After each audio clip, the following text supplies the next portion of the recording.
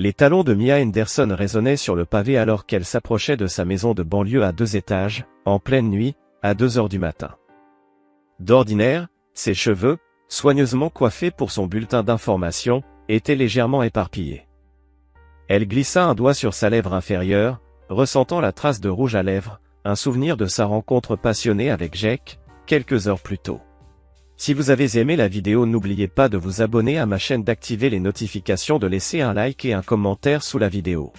L'adrénaline de leur rendez-vous secret circulait encore dans ses veines, la faisant se sentir vivante, d'une manière qu'elle n'avait pas connue depuis des années. Cependant, à l'approche de la maison, une sensation d'inquiétude traversa son esprit.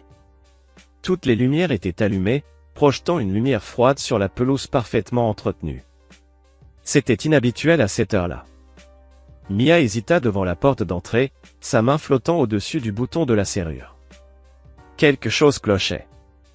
Elle le ressentait dans ses os, ce même instinct qui l'avait servi en tant que journaliste pendant plus de 10 ans. Prenant une profonde inspiration, elle tourna la poignée et ouvrit la porte. Ce qui s'offrit à elle la glaça d'effroi. Ses valises, le luxueux ensemble que Derek lui avait offert pour leur anniversaire l'an dernier, étaient soigneusement empilés près de la porte. Son cœur se serra, et l'euphorie de sa rencontre secrète se dissipa instantanément. D'un pas hésitant, elle se dirigea vers le salon, puis, baignant dans la lumière vacillante de la télévision, elle aperçut Derek, son mari depuis 17 ans, immobile sur leur canapé en cuir usé. Ses yeux fixaient l'écran, son visage figé dans une expression que Mia ne lui avait jamais vue auparavant, un masque d'émotion maîtrisé qui fit frissonner son échine. En entrant dans la pièce, son regard fut attiré par l'écran. Sa respiration se coucha dans sa gorge en voyant les images en haute définition qui défilaient. Elle et Jake, filmés ensemble à divers endroits, leur cachette secrète exposée en détails accablants. Sans la regarder, Derek lui tendit silencieusement une épaisse enveloppe. Mia la prit, les doigts engourdis. À l'intérieur, elle trouva une pile de papiers, des papiers de divorce, réalisa-t-elle en une fraction de seconde, alors qu'une sensation de vertige envahissait son estomac. Avant même qu'elle ne puisse formuler une pensée cohérente, un mouvement dans l'ombre attira son attention. Zoé, leur fille de 16 ans, apparut, les yeux rouges et gonflés de larmes. Dans ses bras, elle serrait la dernière sculpture en verre de Derek, un cœur brisé. La symbolique n'échappa pas à Mia. La voix de Zoé, lorsqu'elle parla, était déchirée par l'émotion. « Comment as-tu pu nous faire ça, à papa ?» Sa voix trembla de colère et de trahison. « Je t'ai fait confiance, et tu m'as menti tous les jours. » Accablée, Mia s'avança pour toucher sa fille, pour lui offrir un peu de réconfort ou d'explication, mais Zoé se recula comme si le simple contact de Mia pouvait la brûler. Elle se rapprocha de Derek. Le rejet piqua plus fort que ce à quoi Mia s'était attendue. Derek finit par parler, sa voix calme mais glaciale, tranchant l'air comme une lame. « On sait tout, Mia, dit-il, chaque mot pesé. Il n'y a plus rien à dire. Laisse-nous. » La fermeté de son ton ne laissait aucune place à la discussion. Mia resta là, figée, alors que le poids de ses actes s'abattait sur elle. Les néons du Pinewood Motel bourdonnaient sans fin, projetant une lumière crue sur la chambre miteuse. Ses bagages de créateur, désormais ridicules dans cet environnement, semblaient encore plus déplacés sur la moquette usée et les meubles vieillots. Elle s'assit sur le bord du lit, son téléphone serré dans sa main, tel un dernier espoir. Pour la 10e fois en aussi peu de minutes, Mia composa le numéro de Jake. Et, pour la 10e fois, cela alla directement à la messagerie vocale. Ses messages devenaient de plus en plus désespérés. « Jake, s'il te plaît, supplia-t-elle en pleurant dans le téléphone. J'ai besoin de toi. Tout s'effondre. Rappelle-moi. » Le lendemain matin, Mia arriva au bureau de WXTV, la tête haute malgré la tourmente qui bouillonnait à l'intérieur d'elle. Elle pouvait sentir le poids des regards de ses collègues, entendre les murmures qui l'accompagnaient, le défilé de regards obliques et de conversations feutrées qui la faisaient frissonner. Carol Blackwell, la responsable sans détour de la station, l'appela dans son bureau. La réunion fut tendue, l'incompréhension de Carol palpable alors qu'elle avertissait Mia des conséquences potentielles du scandale. « Cela pourrait vous coûter le poste de présentatrice principale, Mia, dit Carol d'un ton sec. Nous ne pouvons pas permettre que nos téléspectateurs remettent en question l'intégrité de notre équipe. Désespéré de sauver sa réputation, Mia tenta une idée, et si nous faisions une série sur les relations en milieu de travail, proposa-t-elle, saisissant la dernière bouée de sauvetage. Nous pourrions la présenter comme une analyse des dynamiques de bureau moderne. Les sourcils levés de Carole montrèrent exactement ce qu'elle pensait de cette proposition. Alors qu'elle quittait la réunion, accablée, Jake la coinça dans une salle de conférence vide. Son visage était pâle, la panique évidente dans ses yeux. « Mia, c'est un désastre, chuchota-t-il. Ma femme menace de me quitter. » Mia avait l'impression que le sol venait de se dérober sous ses pieds lorsqu'elle entendit les mots de Jake. « Je viens de recevoir une offre d'un autre réseau. Je vais l'accepter. » Le choc la frappa de plein fouet. « Quoi ? Jake ? » Il ne pouvait pas simplement l'abandonner ainsi, pas après tout ce qu'ils avaient traversé ensemble. « On est dans le même bateau, Jake, » cria-t-elle, mais lui, déjà en train de reculer, secouait la tête avec une expression empreinte de regret. « Je suis désolé, Mia. Vraiment. Mais je dois penser à ma carrière, à ma famille. Bonne chance pour la suite. » Et, sans un autre mot, il partit, la laissant seule dans cette salle de conférence glacée. La brutalité de son isolement la frappa de plein fouet, comme un coup physique. Elle resta là, immobile, la pièce résonnant de son absence, un vide grandissant dans son cœur. Plus tard dans la soirée, incapable de supporter une nuit de plus dans le motel miteux où elle se cachait, Mia se retrouva à conduire, sans but, jusqu'à sa vieille maison. Elle s'arrêta de l'autre côté de la rue, observant par la fenêtre. Là, dans le salon, Derek réconfortait Zoé, et ce simple regard de l'extérieur la fit se tordre de douleur, comme un poignard en plein cœur. Un rappel brutal de ce qu'elle avait laissé filer. En restant là, perdue dans ses pensées, quelque chose attira son attention, des cartons de déménagement étaient entassés dans le garage. Derek était sérieux à propos du divorce. Assez sérieux pour préparer un déménagement. La panique s'empara d'elle alors qu'elle attrapait son téléphone, mais lorsqu'elle tenta d'appeler le portable de Derek, la ligne était déconnectée. Tous les moyens de contact avaient été coupés, la laissant dériver, seule, dans l'ombre de ce qui avait été leur vie. Derrière la maison, dans son atelier, Derek canalisait sa douleur dans son article. Le bruit du verre brisé résonnait dans l'air, tandis qu'il travaillait, créant une série de sculptures brisées et déchiquetées. Chaque pièce était une manifestation physique de la tourmente qui l'habitait. Elles étaient belles dans leur rupture, parfaites dans leur imparfaite beauté. Alors qu'il travaillait, son téléphone sonna. Derek s'arrêta, essuya son front avec l'arrière de sa main, puis décrocha. La voix à l'autre bout était celle d'Olivia Chin, la conservatrice de la prestigieuse galerie Ellison de New York. « Monsieur Henderson, » commença sa voix raffinée, « j'ai suivi votre travail de près, et je dois dire que votre nouvelle direction est fascinante. Nous souhaiterions vous offrir l'opportunité de présenter vos pièces dans notre prochaine exposition, intitulée Paysages émotionnels. » Derek sentit son poing se serrer autour du téléphone. C'était une occasion incroyable, une chance de propulser sa carrière à de nouveaux sommets, mais était-il prêt à dévoiler son âme au monde à travers son art? Il n'était pas sûr.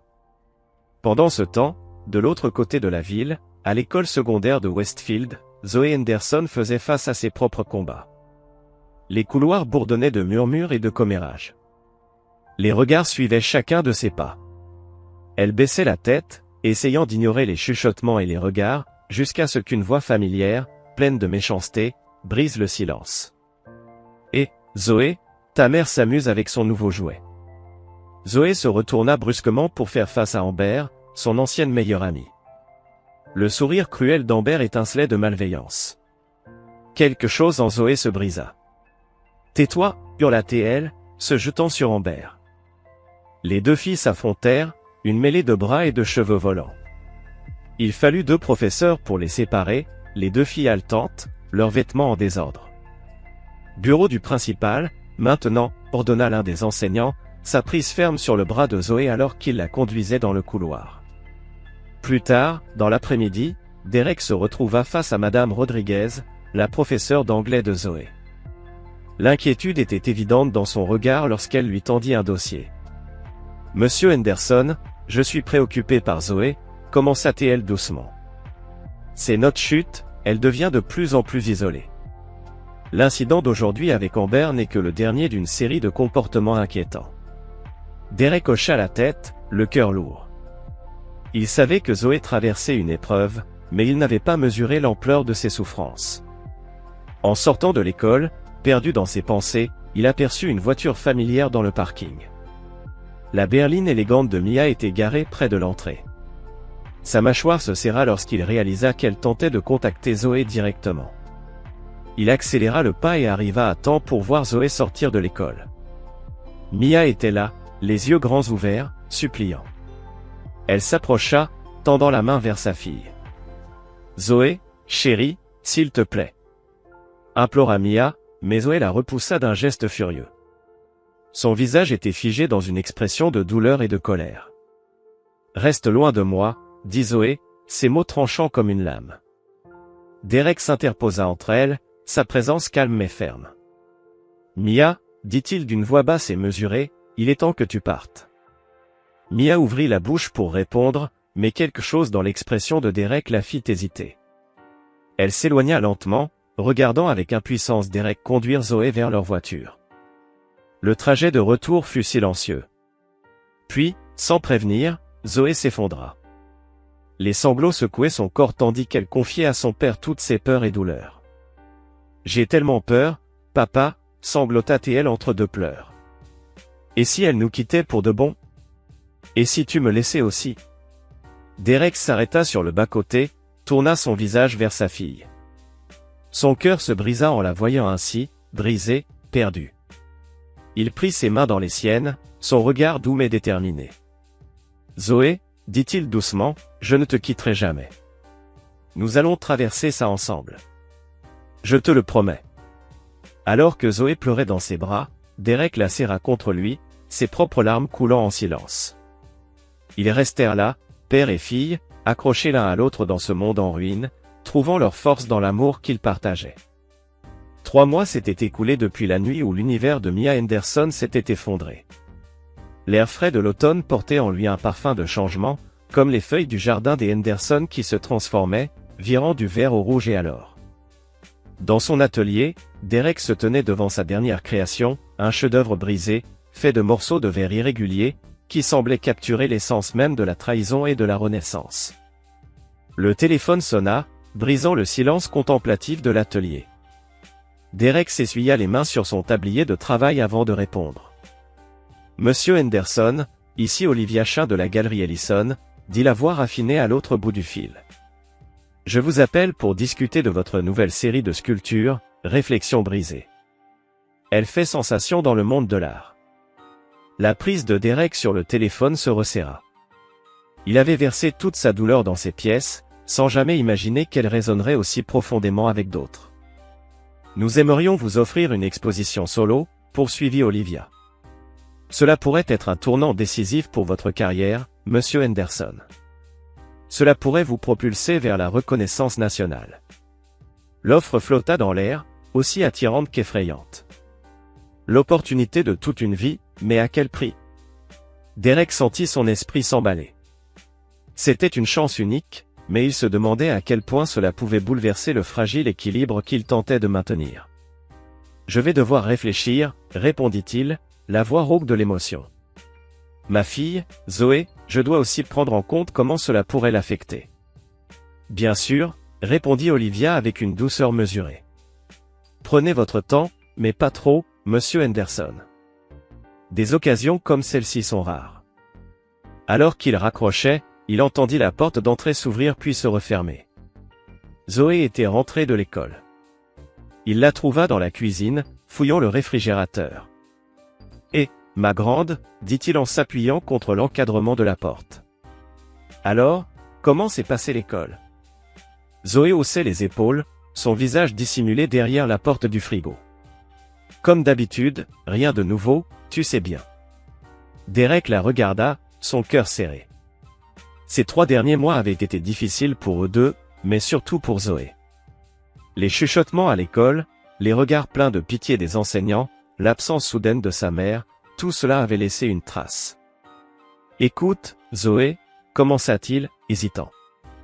J'ai reçu un appel aujourd'hui d'une galerie à New York. Ils veulent me donner une exposition solo. Zoé se redressa soudainement, ses yeux s'écarquillant de surprise. Papa, c'est incroyable. Il faut que tu le fasses. L'enthousiasme de sa fille prit Derek de court.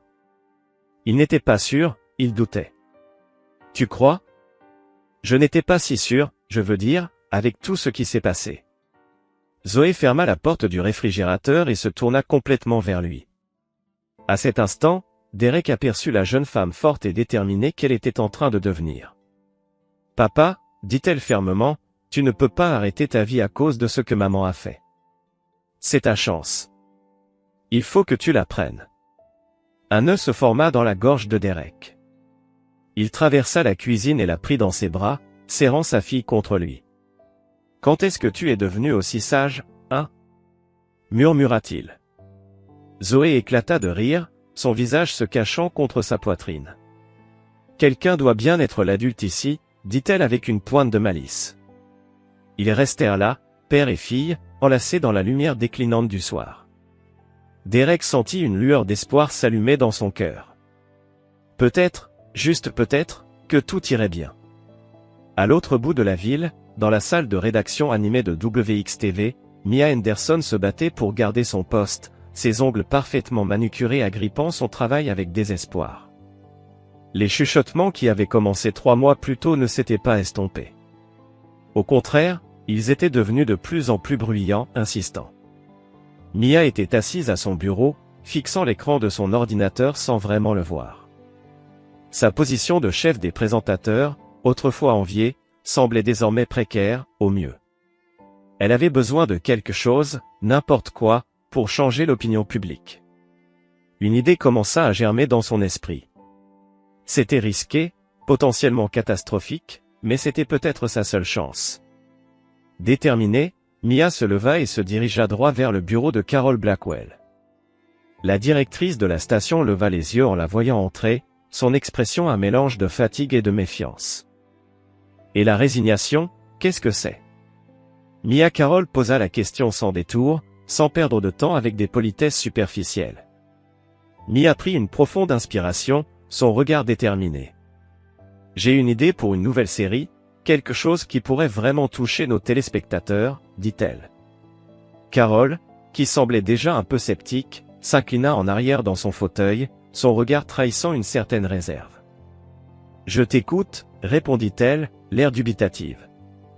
Une série sur la réconciliation familiale, lança Mia précipitamment, ses mots se bousculant dans sa bouche. Nous suivons des familles déchirées par la trahison, l'addiction ou d'autres problèmes, qui luttent pour se reconstruire et se réunir. C'est brut, c'est réel, et c'est exactement ce que les gens veulent voir. Elle se précipita, mais Carol, bien que visiblement absorbée par l'idée, haussait les sourcils. Et cela n'a rien à voir avec ta propre situation, n'est-ce pas, intervint-elle d'une voix plus tranchante. Mia sentit ses joues rougir, mais elle ne fléchit pas. Mon expérience me donne une perspective unique, répondit-elle avec fermeté. Je sais ce que ces familles traversent. Je peux me connecter avec elles d'une manière que personne d'autre ne peut. Un silence lourd s'installa, et Mia retint son souffle, consciente que sa carrière entière était en jeu. Après une longue pause, Carol finit par acquiescer. Très bien, nous allons tenter le coup, dit-elle enfin, sa voix toujours aussi incisive. Mais je te préviens, je te mets avec Vince Tally. C'est un producteur réputé pour sa méthode sans compromis. Si on fait ça, on le fait correctement. Pas de fioritures, pas de récits intéressés. Compris. Mia hocha la tête, une vague de soulagement la traversant. Compris. Merci, Carol, tu ne le regretteras pas. À peine sortie du bureau, Mia sentit son téléphone vibrer. Un message de Jake, son ancien amant et co-présentateur, maintenant employé dans un réseau concurrent, il faut qu'on parle. Retrouve-moi à notre vieux coin à 20h, disait le message. Le cœur de Mia se serra. Cela faisait des mois qu'elle n'avait plus eu de nouvelles de Jake, depuis qu'il l'avait abandonnée pour sauver sa propre peau. Mais avec cette nouvelle opportunité qui se profilait, peut-être était-il temps de reprendre le contrôle de leur récit. Je serai là, répondit-elle, une stratégie déjà en train de se formuler dans son esprit. Pendant ce temps, à la maison des Henderson, Derek se trouvait dans son bureau, le téléphone à la main, après avoir terminé un appel avec le docteur Samantha Reeves, une thérapeute spécialisée dans l'art et les traumatismes adolescents. Les mots du médecin résonnaient dans son esprit. L'art peut être un puissant outil de guérison, Monsieur Henderson, lui avait dit le docteur Reeves, surtout lorsqu'il est partagé. Avez-vous envisagé de travailler sur un projet avec Zoé? La question avait germé dans son esprit, croissant de plus en plus. Il se rendit dans la chambre de Zoé.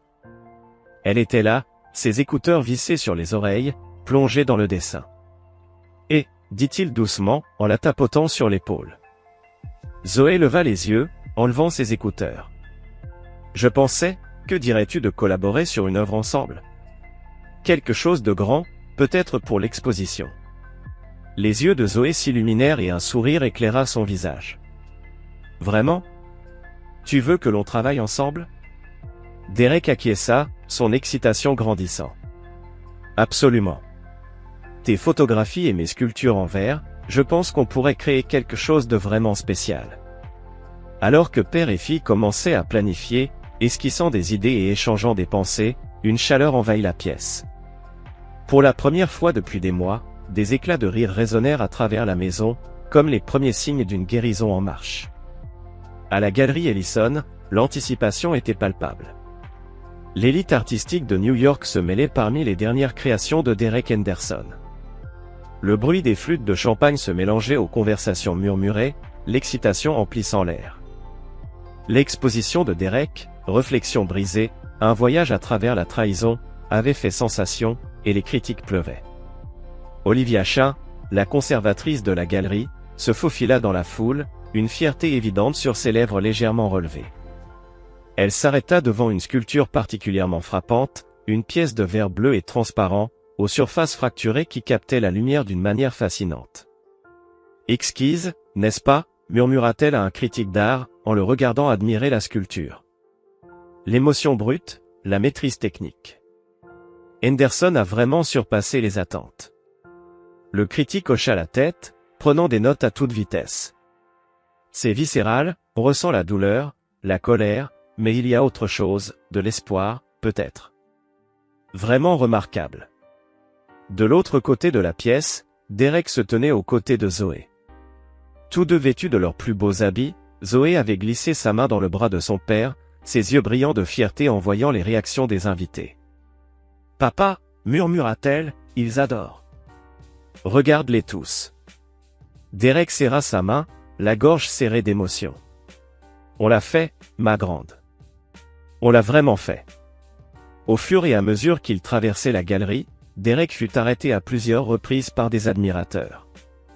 Alors que plusieurs pièces avaient déjà été vendues à des prix records, un fait qui laissait les acheteurs potentiels un peu abasourdis, une silhouette, vêtue de noir et portant des lunettes de soleil démesurées, s'introduisit discrètement à l'arrière de la galerie.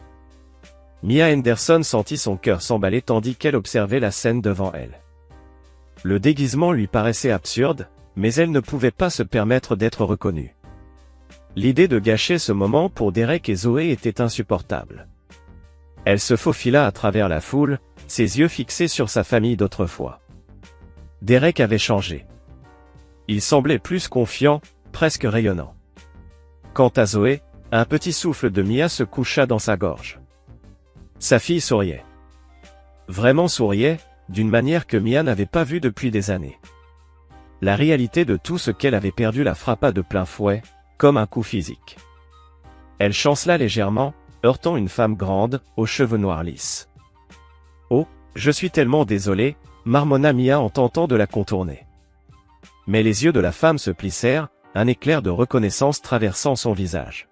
« Mrs. Henderson ?» demanda la voix, basse, mais remplie d'inquiétude. Le cœur de Mia se serra. Elle se tourna, prête à fuir, seulement pour se retrouver face à Olivia Chain.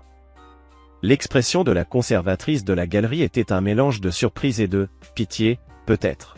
« Je dois partir », balbutia Mia, se précipitant pour échapper à Olivia et se dirigeant vers la sortie. Elle ne s'arrêta pas de courir avant d'être à plusieurs pâtés de maison, son souffle court et haletant, les larmes coulant sur son visage. Le lendemain matin, alors que Derek prenait son petit déjeuner en toute tranquillité avec Zoé, son téléphone sonna. L'identifiant de l'appelant affichait un numéro qu'il ne reconnaissait pas.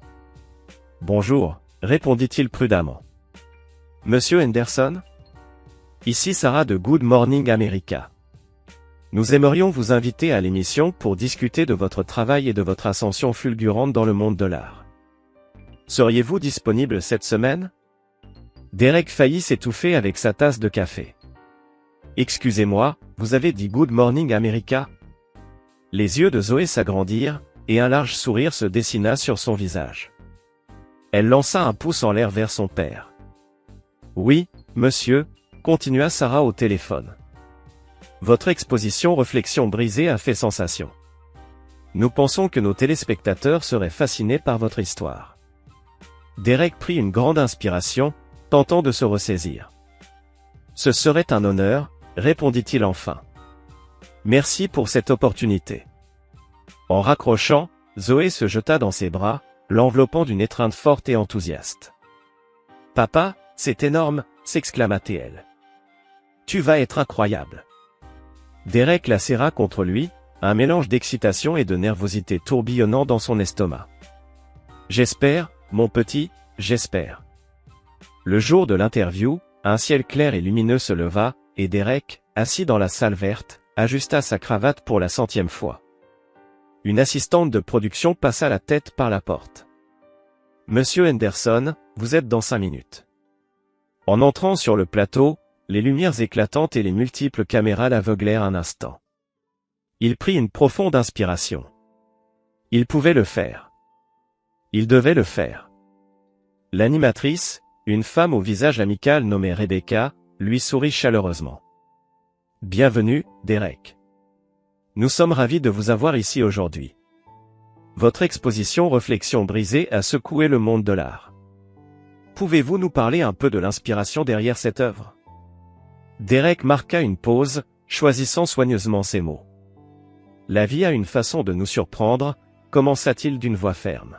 « Parfois, ces surprises brisent notre monde. Mais ce que j'ai appris, c'est que ce sont les morceaux brisés que l'on décide de ramasser qui nous définissent réellement. » Alors qu'il poursuivait, ses mots coulaient désormais plus facilement, parlant de résilience, de transformation et du pouvoir guérisseur de l'art. L'audience l'écoutait avec une attention captée, fascinée par son éloquence et sa sincérité brute. Pendant ce temps, de l'autre côté de la ville, Mia se trouvait dans une salle d'édition faiblement éclairée, avec Vince Talbot, observant les images de leur dernier entretien pour la série Réconciliation familiale. L'atmosphère était lourde, emplie de non-dits et d'accusations silencieuses.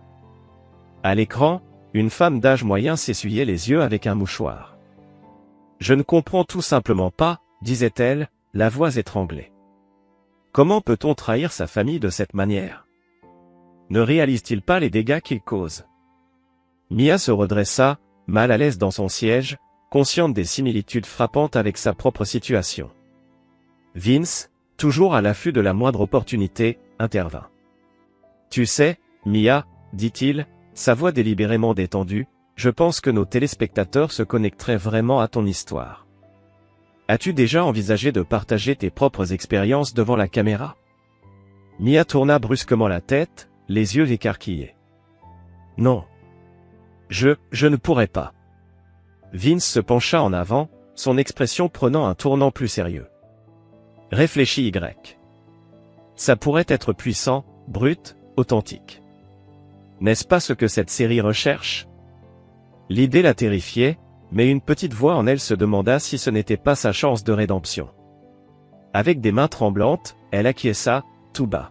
« D'accord, » murmura-t-elle. « Faisons-le. » Le segment qui suivit fut effectivement brut et sans phare, capturant l'essence même de la douleur, des regrets et des espoirs qui se mêlaient en elle. Et peut-être trop réel, Mia s'effondra devant la caméra, son masque soigneusement construit s'effondrant à mesure qu'elle affrontait ses erreurs de plein fouet. Quelques heures après la diffusion de ce segment, des extraits de la confession émotionnelle de Mia se répandirent sur les réseaux sociaux et les sites de potins comme une traînée de poudre. Dans son nouvel appartement, Jake regardait les images du déclin de Mia, une étrange combinaison d'horreur et de soulagement se mêlant en lui. Il avait évité une balle en coupant les ponts au bon moment. En voyant les luttes publiques de Mia et le succès grandissant de Derek, Jake prit une décision. D'un rapide mouvement sur son téléphone, il bloqua son numéro et la retira de tous ses comptes sur les réseaux sociaux. Il était temps de tourner définitivement la page. Tandis que les extraits de l'interview éloquente de Derek sur Good Morning America et de l'effondrement émotionnel de Mia faisaient le tour du monde, la narration publique prit forme. Derek émergeait comme le héros victime de la trahison, sa grâce et sa résilience face à l'adversité lui valant une admiration sans bornes.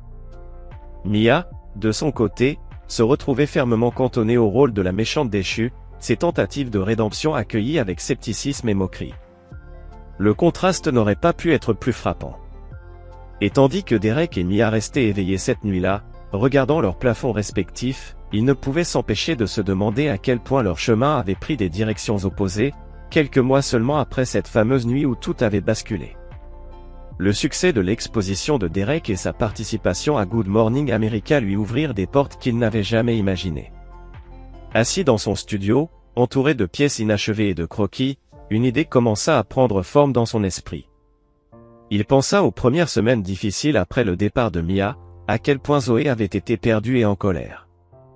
Il se souvint de la suggestion du Dr Reeves à propos de la thérapie par l'art, et de la façon dont travailler ensemble sur leur œuvre collaborative les avait aidés à guérir. Un enthousiasme grandissant envahit Derek alors qu'il prenait son téléphone et appelait un numéro. Dr Reeves, c'est Derek Henderson. J'ai réfléchi à ce que vous m'aviez dit à propos de la thérapie par l'art, et j'ai une idée que j'aimerais vous soumettre. Au cours des semaines suivantes, Derek se lança dans son nouveau projet avec la même passion qu'il mettait dans ses créations. Il contacta des écoles locales, des professionnels de la santé mentale et des artistes, travaillant lentement mais sûrement pour donner vie à sa vision. Le résultat fut Aril, une initiative visant à apporter des programmes de thérapie par l'art dans les écoles locales. La pièce maîtresse de cette initiative serait une vente aux enchères caritatives mettant en avant des œuvres de Derek et d'autres artistes renommés, tous les bénéfices étant destinés à financer le programme. Le soir de la vente aux enchères, alors que Derek se tenait au podium, scrutant la foule d'amateurs d'art, d'éducateurs et de défenseur de la santé mentale, une vague de fierté l'envahit. L'art a le pouvoir de transformer la douleur en beauté, commença-t-il, sa voix forte et claire. Il peut donner une voix à l'indicible, une forme à l'intangible. À travers cette initiative, nous espérons donner aux enfants les outils pour s'exprimer, guérir et grandir. La réponse fut écrasante. Les enchères s'enchaînèrent rapidement, plusieurs pièces, dont celle de Derek, se vendant bien au-delà de leur valeur estimée. À la fin de la soirée, ils avaient amassé suffisamment d'argent pour financer des programmes de thérapie par l'art dans les écoles de l'État. Alors que Derek circulait parmi la foule après l'enchère, il fut abordé par une femme distinguée dans la cinquantaine. « Monsieur Henderson, je suis le Dr Elena Rossi de la Rhode Island School of Design. Votre travail et votre discours ce soir m'ont profondément ému. Nous suivons votre carrière avec un grand intérêt, et je me demandais si vous seriez ouvert à discuter d'une opportunité potentielle avec nous. » Les sourcils de Derek se haussèrent. RISD, l'une des meilleures écoles d'art du pays. Bien sûr, ce serait un honneur de discuter de toute opportunité. Le docteur Rossi sourit chaleureusement. Nous envisageons de vous proposer un poste d'artiste invité à la RISD.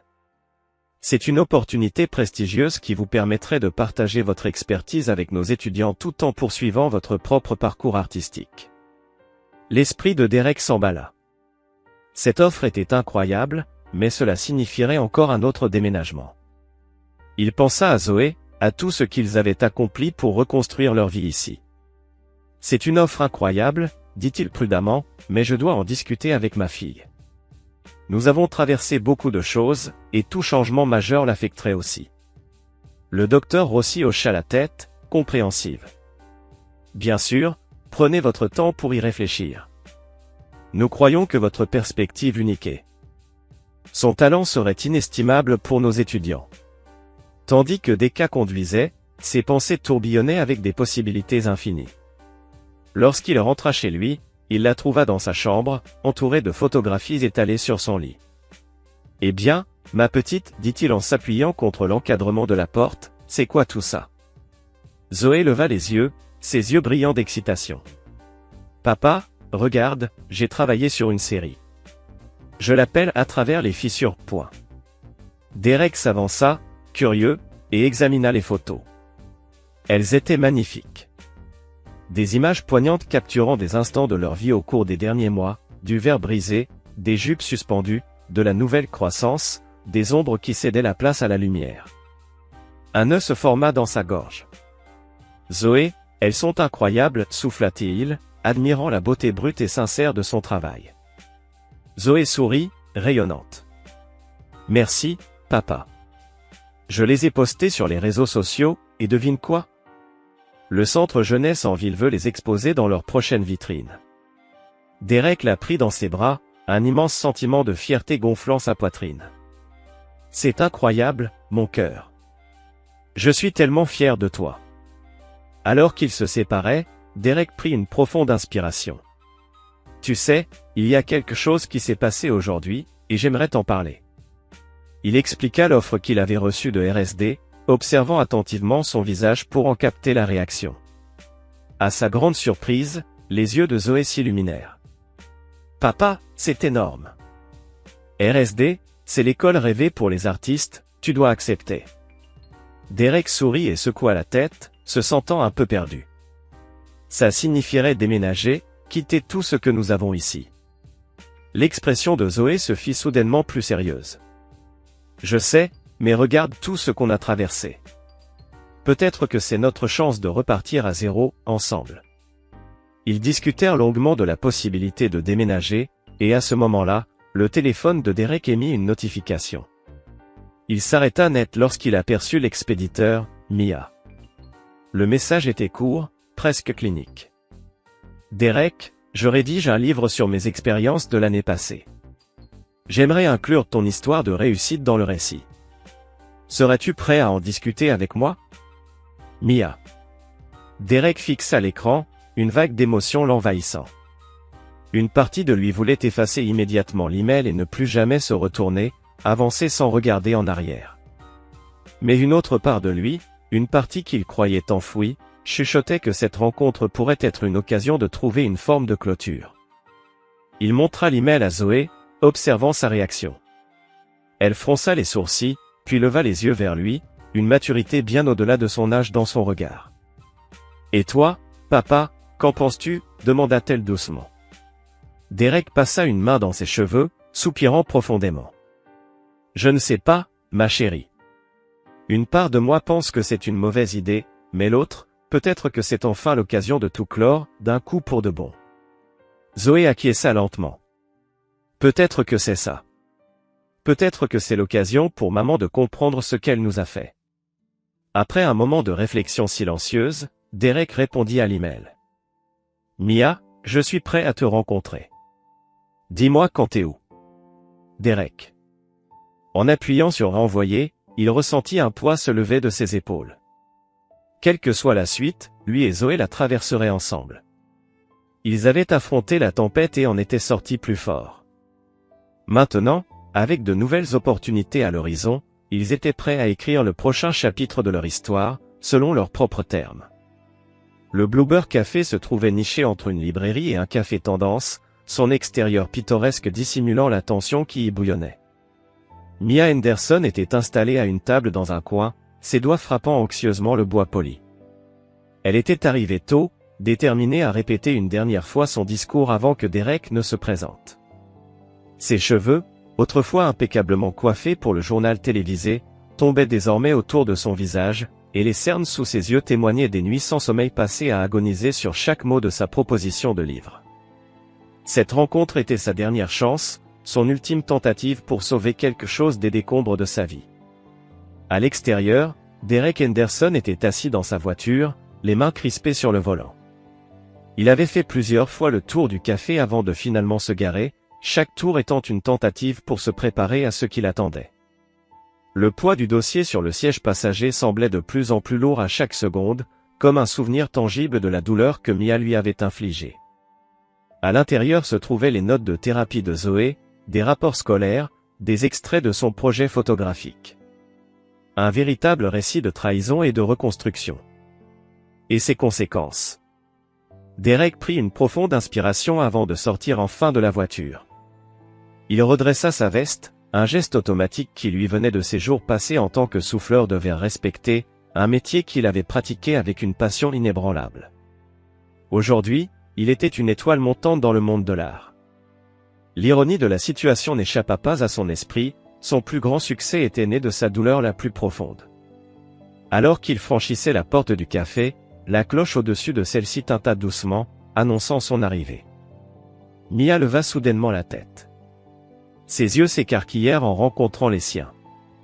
Un instant, aucun d'eux ne bougea. Les années qui les séparaient semblaient créer un abîme infranchissable entre eux. Ce fut Derek qui rompit le silence, avançant vers la table à petits pas mesurés. Il s'assit en face de Mia, son visage figé derrière un masque de neutralité. « Bonjour Mia », dit-il d'une voix calme.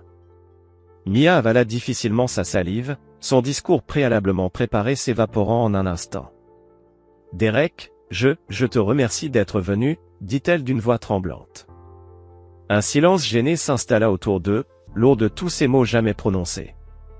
Finalement, Mia se racla la gorge et, dans un élan désespéré, se lança dans son exposé, comme une noyée s'accrochant à la moindre bouée de sauvetage. « Je suis en train d'écrire un livre », commença-t-elle. « Un voyage de découverte de soi et de rédemption. Je veux raconter toute l'histoire de notre famille, Derek. Le bon, le mauvais, le laid, tout ça. » Derek écoutait en silence, son visage impassible. Mia continua, ses mots s'échappant plus rapidement, comme si elle redoutait de perdre le fil. « Je sais que j'ai fait des erreurs terribles, impardonnables. Mais ce livre, c'est une chance de remettre les choses en ordre. De tout expliquer, de m'excuser, de montrer à quel point j'ai changé. » Les doigts de Derek glissèrent lentement vers le dossier qu'il avait amené. Ses mains caressaient les bords du papier, ressentant le poids de son contenu. « As-tu terminé ?» demanda-t-il d'une voix douce mais ferme, après que Mia se fut enfin tue. Mia hocha la tête, un éclat d'espoir dans les yeux. Derek prit une profonde inspiration avant de répondre. « Non, Mia, je ne ferai pas partie de ton livre. » L'espoir dans les yeux de Mia s'éteignit soudainement, remplacé par de la confusion et de la douleur. « Mais pourquoi ? C'est notre chance de guérir, de tourner la page, notre chance. » La voix de Derek se fit plus tranchante. « Il n'y a plus de « nous » Mia. Tu t'es assuré de cela. » Il posa le dossier sur la table et le fit glisser lentement vers elle. « Voilà pourquoi, » dit-il. « Ouvre-le. » Les mains tremblantes de Mia se saisirent du dossier. Elle ouvrit les pages une à une, son souffle se coupant au fur et à mesure qu'elle parcourait le contenu. Des pages de documents, une après l'autre, retraçant la douleur qu'elle avait causée. Les notes de thérapie de Zoé, pleines de colère et de confusion. Les rapports scolaires, montrant des résultats en chute libre. Des photographies saisissant des moments de tristesse et de perte. « Voilà l'histoire que tu ne racontes pas, Mia, » dit Derek d'une voix calme. « Voilà les conséquences de tes choix. » Le masque de Mia tomba. Les larmes commencèrent à rouler sur ses joues tandis qu'elle réalisait la véritable ampleur de ses actes. « Je suis désolée, » dit-elle entre deux sanglots. « Je suis tellement désolée. S'il te plaît, Derek, donne-moi une autre chance. Laisse-moi être de nouveau une partie de ta vie. » Derek resta impassible devant ses larmes. Il avait versé assez des siennes au cours des derniers mois. « Ta voie vers la rédemption est ton propre voyage, Mia, » dit-il en se levant. Elle ne m'inclut pas, ni Zoé. En se tournant pour quitter le café, Derek s'arrêta un instant et jeta un dernier regard vers Mia. « Trouve ta propre œuvre, Mia, » dit-il doucement. « Arrête d'essayer de détruire la nôtre. » Sur ces mots, il quitta le café, laissant Mia seule, entourée des preuves de sa trahison. La cloche au-dessus de la porte tinta derrière lui, et Derek ressentit un poids s'alléger sur ses épaules. Il avait trouvé la fermeture qu'il cherchait, et maintenant il était temps de se concentrer sur l'avenir. L'avenir de lui-même et de Zoé. Quelques semaines plus tard, le centre communautaire de Westfield bourdonnait d'excitation. La vente aux enchères de charité, le projet de D, battait son plein. Les grandes figures du monde de l'art se mêlaient aux médias locaux, tous attirés par la promesse d'œuvres exceptionnelles pour une cause noble. Derek se tenait près de l'entrée, accueillant les invités avec un sourire chaleureux. Il était un homme transformé, bien loin de l'homme brisé qu'il avait été quelques mois auparavant. Aujourd'hui, il rayonnait de confiance. À ses côtés, se tenait Zoé, ses yeux illuminés par un éclat de fierté pure, un éclat qui semblait rayonner de chaque pore de sa peau alors qu'elle accompagnait les invités à travers les œuvres exposées. Chaque pièce racontait une histoire, chaque création dissimulait une émotion, un fragment de l'âme.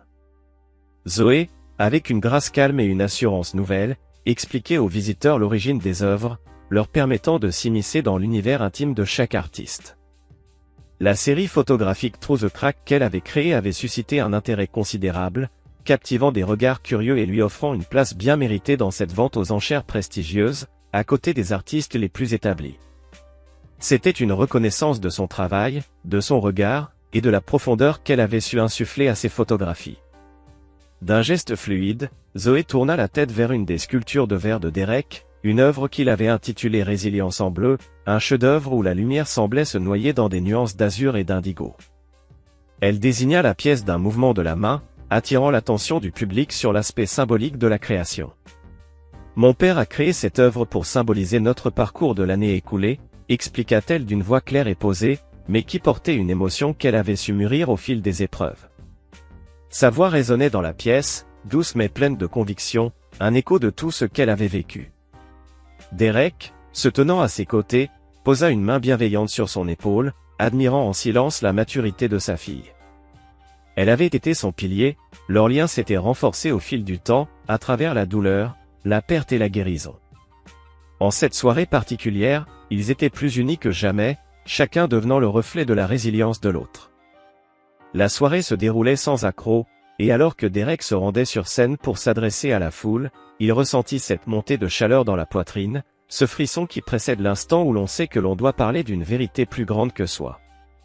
Ces paroles, prononcées avec une sincérité absolue, touchèrent l'âme de ceux qui l'écoutaient. Il parlait avec passion de l'importance de l'art, de sa capacité à guérir, à réparer ce que l'on croyait brisé à jamais. L'art a ce pouvoir incroyable de transformer la douleur en beauté, disait-il, son regard plongeant dans celui de chaque personne présente, comme s'il voulait que chaque mot résonne profondément en eux. Il donne une voix à ce qui ne peut être dit et forme ce qui est intangible. Puis il parla de l'initiative Aril, ce projet qui avait vu le jour comme une réponse au tourment et qui, aujourd'hui, cherchait à apporter cette même guérison à ceux qui en avaient besoin. Cependant, au moment même où la salle semblait suspendue à ces mots, un tumulte à l'entrée attira toute l'attention. Des murmures s'élevèrent, des exclamations de surprise secouèrent l'assemblée alors qu'une silhouette familière franchissait sans retenue les barrières de sécurité. C'était Mia Henderson. Ses yeux brillaient d'une lueur incontrôlable, son visage marqué par la colère et la confusion. Ses cheveux en désordre se balançaient sauvagement tandis qu'elle s'élançait, telle une tornade, vers la scène. Le cœur de Derek, pourtant solide, sembla se suspendre un instant. Mais il ne perdit pas son calme. Avant même qu'on ne puisse l'arrêter, Mia s'empara du micro dans un geste brusque, interrompant tout autour d'elle. « Comment oses-tu » cria-t-elle, sa voix brisant le silence qui s'était fait dans la salle, éclatant comme une détonation. « Comment oses-tu exploiter notre tragédie familiale pour ton propre gain et ta gloire ?» Un silence glacial envahit la salle, et tous les regards se braquèrent instantanément sur Derek, qui demeura parfaitement implacable. Son visage était celui d'un homme calme, sûr de ses convictions.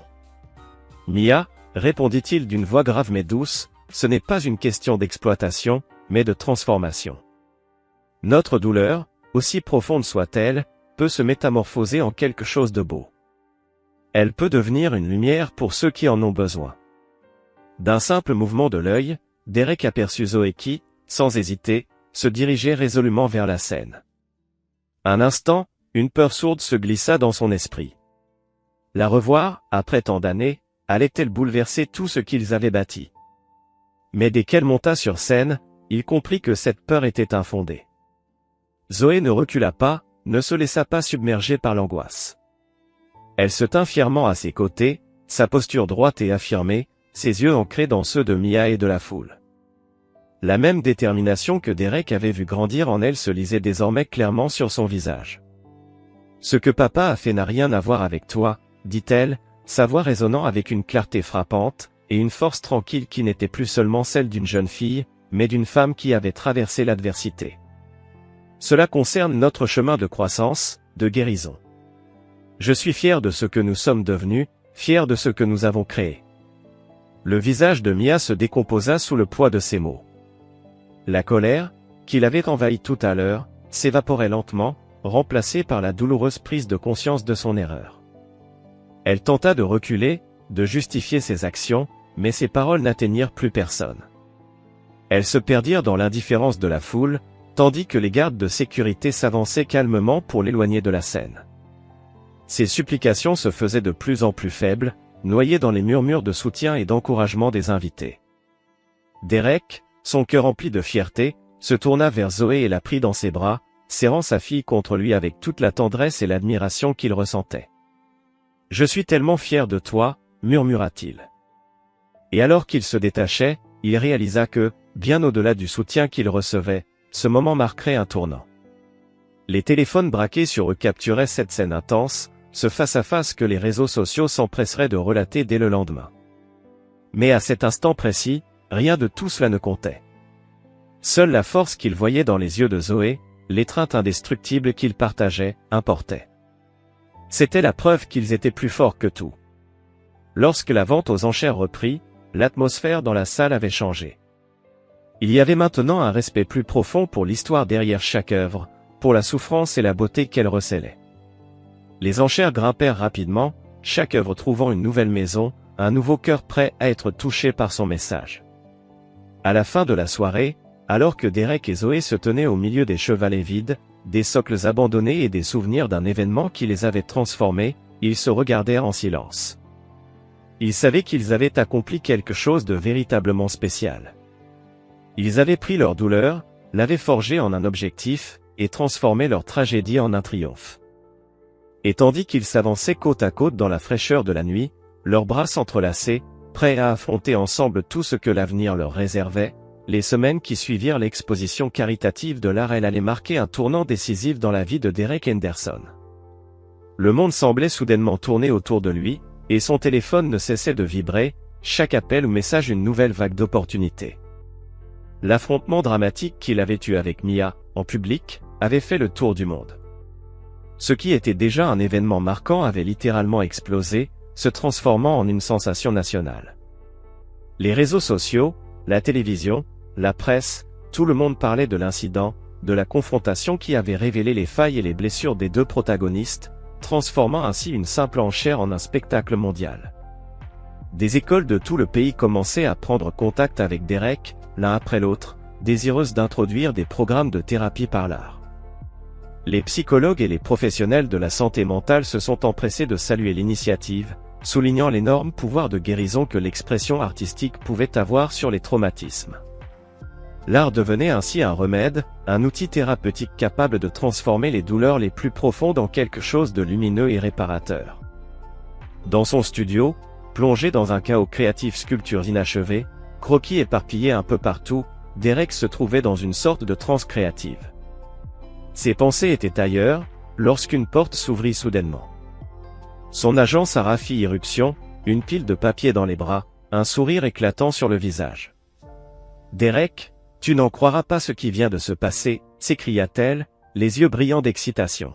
« On vient de recevoir 3 offres de grandes maisons d'édition. Elles veulent que tu écrives un livre sur ton parcours de guérison à travers l'art. » Derek, un peu abasourdi, s'affala en arrière dans son fauteuil. Il passa une main dans ses cheveux, l'air perplexe. « Un livre ? Lui, écrivain ? » Il haussait les épaules. « Je ne sais pas, Sarah. Je ne suis pas écrivain. » Sarah secoua la tête en souriant, visiblement amusée par l'incertitude de Derek. « C'est justement ça qui est génial. Ils ne veulent pas un livre académique, un truc sec et théorique. Non, ils veulent une histoire. Comment tu as utilisé l'art pour surmonter la trahison et le traumatisme, et comment d'autres peuvent s'en inspirer. » Derek resta un moment pensif, laissant les mots de Sarah s'imprégner en lui. Mais au moment où il commençait à réfléchir plus sérieusement à l'idée, la porte d'entrée s'ouvrit à nouveau et, un instant plus tard, Zoé fit irruption dans la pièce. Son visage était radieux, plein de joie. Elle prit une grande inspiration avant de s'exclamer. « Papa, tu ne devineras jamais ce que j'ai décidé. » Elle s'arrêta net lorsqu'elle aperçut Sarah. « Oh, désolé, je ne savais pas que tu avais de la visite, » dit-elle, un peu gênée. Derek, tout sourire, lui fit signe de venir. « C'est juste Sarah, viens. » « Qu'est-ce qui te met dans cet état d'excitation ?» Zoé prit un moment, se redressant fièrement. « J'ai décidé de postuler à l'école d'art. Et pas n'importe quelle école. Je veux postuler à l'école Ridley. » Un lourd silence s'abattit sur la pièce, avant qu'un éclat de joie ne déchire l'atmosphère. Derek, ému, se leva d'un coup et serra sa fille dans ses bras, son cœur débordant de fierté. « C'est incroyable, ma chérie, » dit-il, sa voix tremblante. « Tu sais que je serai toujours là pour te soutenir, à chaque étape de ce nouveau voyage. » Pendant que père et fille se laissaient envahir par ce moment de bonheur pur, à l'autre bout de la ville, Mia Henderson, quant à elle, se retrouvait face à une dure réalité. Ce qu'elle avait fait ne pouvait être effacé. Alors qu'elle pénétrait dans le bureau de Carol Blackwell, la directrice de WXTV, elle pouvait sentir les regards de tous les collègues fixés sur elle. Un murmure de rumeurs circulait dans l'air, chaque personne se chuchotant des paroles qu'elle préférait ne pas entendre. Carol la fixa, son visage sans émotion. « Mia, après l'incident à l'enchère, nous n'avons d'autre choix que de mettre fin à ton contrat. Tes actions ont terni la réputation de la station de manière irrémédiable. » Mia sentit son cœur se serrer. Elle avait l'impression que le sol se dérobait sous ses pieds. Elle tenta de garder son calme, suppliant, « Carol, je t'en prie, c'était une erreur. J'étais dans un mauvais état, mais je peux tout expliquer. » Carol leva une main pour l'interrompre. « Ce n'est pas qu'à cause de l'enchère, Mia. Ta série sur la réconciliation familiale a été un échec cuisant. Les téléspectateurs n'ont plus confiance en toi. Je suis désolé, mais la décision est prise, elle est irrévocable. » Les mots de Carol frappèrent Mia comme une vague de froid. Lorsqu'elle quitta la station, ses affaires personnelles dans une boîte en carton, le poids de son échec pesait lourdement sur ses épaules. Son téléphone bourdonnait de notifications incessantes. Chaque grande chaîne de télévision et chaque média important relayait l'histoire de sa chute publique. Les jours devinrent des semaines de recherche frénétique de travail, mais ses antécédents la poursuivaient. Les portes se fermaient avant même qu'elle n'ait eu le temps de frapper. Finalement, accablée par les factures impayées et les perspectives de plus en plus minces, Mia se retrouva dans le bureau austère d'une petite station de radio de province. Le directeur de la station, un homme qui ne semblait pas impressionné par son CV, la scrutait avec une certaine réserve. « Vous êtes passée de présentatrice nationale à DJ de nuit dans une station locale ?» demanda-t-il, son regard acéré. Mia, avec une dignité retrouvée, avala sa fierté. « Je suis prête à commencer là où je peux, » répondit-elle, forçant un sourire malgré la situation. Elle accepta son nouveau rôle, animer des émissions pour les insomniaques et les routiers dans le calme de la nuit, une expérience de plus en plus solitaire. Alors qu'elle se contentait de remplir ses horaires de manière mécanique, Mia ne pouvait s'empêcher de penser à tout ce qu'elle avait perdu. La vie de luxe et de glamour qui était jadis la sienne semblait désormais être un rêve lointain, comme si elle n'avait jamais existé. Et pendant ce temps, la carrière de Derek, elle, ne cessait de prospérer. Les invitations pour des interviews se multipliaient, son nom devenait synonyme d'espoir, de guérison et de renaissance à travers l'art. Et les invitations à prendre la parole se multipliaient à un rythme effréné, chacune plus tentante que la précédente. Les offres de contrats lucratifs, si Derek consentait à divulguer les secrets de la disparition de Mia, affluaient sur son bureau. Chacune semblait plus irrésistible que la précédente, promettant des sommes qui auraient satisfait les plus grands appétits. Mais Derek, implacable dans sa décision, les refusa toutes. Avec un regard implacable et une voix calme et ferme, il s'adressa à Sarah, « Je ne suis pas intéressé à détruire quelqu'un. » Ces mots étaient comme des pierres jetées dans l'eau, mesurées mais remplies de conviction. Ce que je veux, c'est raconter une histoire de guérison, de renouveau, et de croissance. C'est là le seul récit qui mérite d'être entendu. L'été cédait lentement sa place à l'automne, la brise devenant plus fraîche, les feuilles se parant de couleurs chaudes. Avec ce changement de saison, Derek et Zoé se consacraient à un grand projet, leur déménagement vers Rhode Island. Le poste tant attendu de Derek en tant qu'artiste invité à l'Académie des Arts de RSD commencerait dès le nouvel an, en parfaite harmonie avec le début de la première année universitaire de Zoé, à condition qu'elle soit acceptée, bien sûr. Ils étaient prêts à écrire ce nouveau chapitre, à tourner la page sur les épreuves passées. Un après-midi ensoleillé, alors qu'il fouillait parmi les cartons et les boîtes débordant de souvenirs, Derek tomba sur une vieille photo de famille. C'était une image d'un autre temps, un instant figé dans le passé. Il y avait Derek, Mia, et une Zoé bien plus jeune, leur sourire éclatant capturé sur une plage, tous les trois semblant incarner l'idéal de la famille parfaite. Un instant de bonheur figé dans l'éternité. Derek observa longuement cette photo, un tourbillon d'émotions contradictoires déferlant en lui, la nostalgie, la tristesse, la tendresse. Ses yeux se perdirent un instant dans l'image, avant qu'il ne prenne une profonde inspiration. D'un geste lent, il la rangea délicatement dans une boîte, étiquetée d'un mot simple mais lourd de sens, passé. Zoé, qui avait remarqué le silence de son père, s'approcha, inquiète. « Tout va bien, papa ?» demanda-t-elle, la voix douce, pleine de bienveillance. Derek se tourna vers elle, lui adressant un sourire empreint de tendresse et l'attirant dans une étreinte protectrice d'un bras. « Oui, tout va bien, ma chérie. Je repense juste à notre passé, mais je suis surtout tourné vers l'avenir. » Ces mots étaient simples, mais ils portaient toute la profondeur d'une vie pleine d'expériences et de leçons apprises. Les derniers jours avant leur départ furent consacrés à un dernier projet. Une œuvre d'installation monumentale, fruit de leur travail commun. Ils la nommèrent Forging Ahead, un titre symbolique de leur parcours, une métaphore de leur propre cheminement, de la douleur à la renaissance. L'installation mélangeait des fragments de verre brisé provenant des œuvres passées de Derek, intercalés avec les photographies artistiques de Zoé. Chaque élément représentait une étape, un fragment du passé qu'ils avaient traversé, entrelacé avec les nouvelles visions qu'ils portaient désormais en eux. Le tout formant un tableau puissant de résilience, de transformation et d'espoir. Ils se tinrent là, ensemble, observant l'œuvre terminée, un sentiment de paix s'emparant de Derek. Ils avaient traversé la tempête, en sortant non seulement intacts, mais plus forts. Leur lien, une fois brisé, avait été soudé à nouveau, plus solide que jamais. Ils étaient prêts à accueillir ce nouveau chapitre de leur vie avec une énergie renouvelée et un regard tourné vers l'avenir.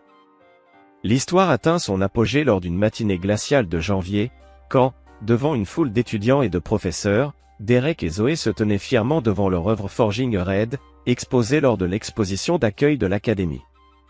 Les regards curieux se tournaient vers eux, admirant leur travail, échangeant des mots d'appréciation. Derek, les yeux fixés sur Zoé, sentit une vague d'émotion.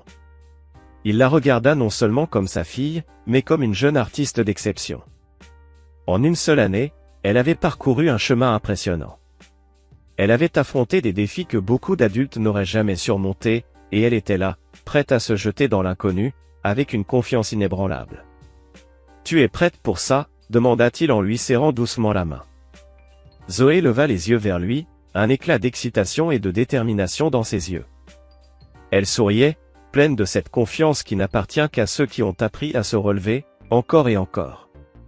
« Aussi prête que je puisse l'être. » Sa réponse était claire, sans hésitation. Elle savait que ce moment était le début de quelque chose de grand. « Alors, on y va, papa. » Dans un dernier mouvement, ils se tournèrent pour accueillir le doyen du département des arts, prêt à entamer ce nouveau chapitre. Derek sentit alors une bouffée de fierté et d'espoir. Peu importait ce que l'avenir leur réservait, ils seraient prêts à tout affronter ensemble, plus forts, plus unis que jamais. Et ainsi s'achève notre histoire. Si vous avez aimé cette aventure, n'hésitez pas à partager vos impressions dans la section des commentaires. Merci d'avoir pris le temps de nous lire. Si cette histoire vous a touché, abonnez-vous à notre chaîne, cliquez sur la vidéo à l'écran, et je vous retrouverai de l'autre côté. The gold rates might be higher up here? Could be totally wrong, but... I think the gold rates are higher up towards the top end of the deep slate. Nope, it's just all iron. I'm finding more diamonds up here. Okay.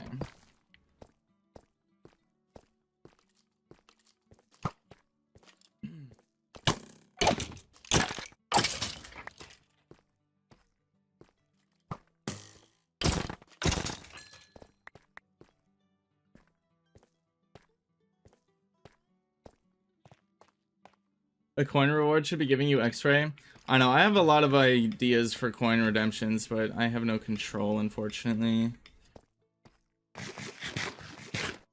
Yeah, I wanted to make a bunch of custom ones if I could, but alas, I cannot. I mean, it makes sense, dude. Unless you know how to mod Minecraft.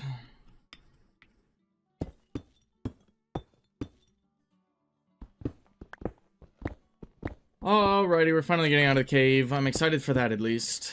What are we at? 64, 66, okay. Not terrible.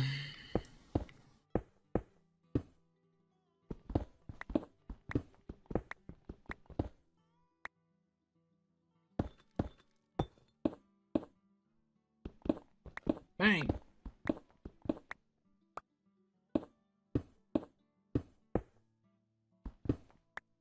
Oh. 43 is the best number, is it?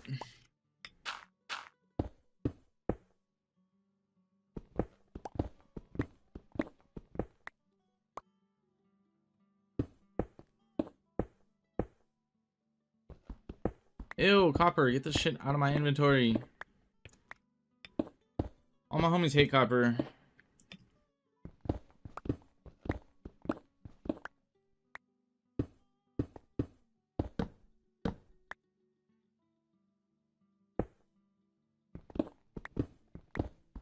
But copper tools. I played Minecraft for 10 years without copper tools. I don't need them now. And spyglass. Guys. The only time you're gonna see me mining copper willingly is if I'm playing the create mod. They can figure out how to implement an ore.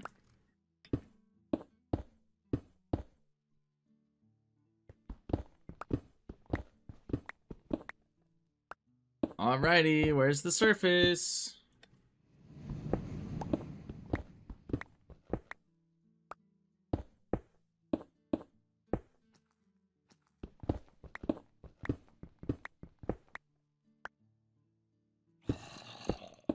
Okay, we are officially above sea level. Hopefully we're not in a goddamn mountain. Don't glaze create challenge? That's actually impossible.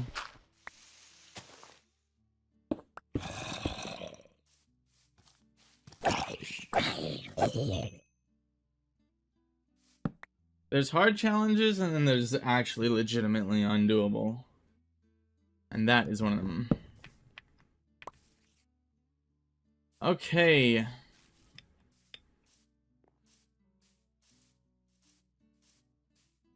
Here we go. Okay, I'm probably gonna need food, right? Yeah, it looks like I went through just about everything I have.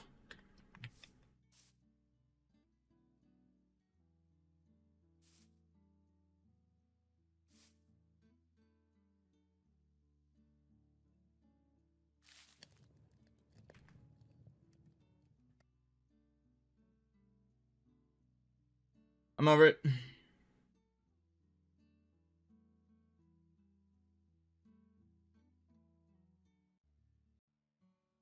We're gonna switch up the playlist here, chat.